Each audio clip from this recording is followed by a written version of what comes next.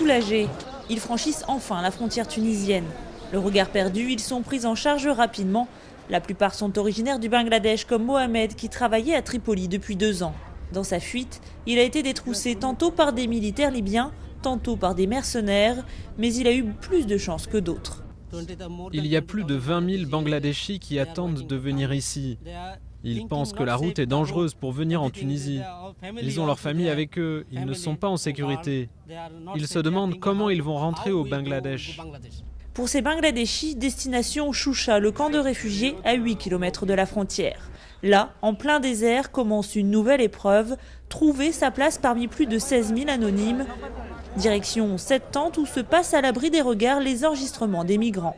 Il n'y a pas un réfugié qui arrive ici et qui n'est pas enregistré et qui n'est pas logé. Et s'il a besoin d'une prise en charge médicale, pratiquement on est prêt. Ensuite, c'est le parcours du combattant. Des bénévoles tunisiens les emmènent en petits groupes par nationalité vers leurs tentes. Mais des tentes pas encore installées. Face à l'afflux ininterrompu, ONG et bénévoles ne peuvent plus faire face. Pas d'autre choix que d'appeler les réfugiés à la rescousse.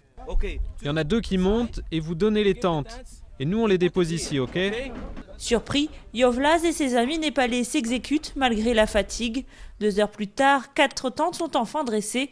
Yovlaz n'espère maintenant qu'une chose, que leur ambassade les rapatrie très rapidement au Népal. Notre famille nous manque, notre pays nous manque. On imagine ce moment où nous retournerons dans notre pays pour voir notre famille.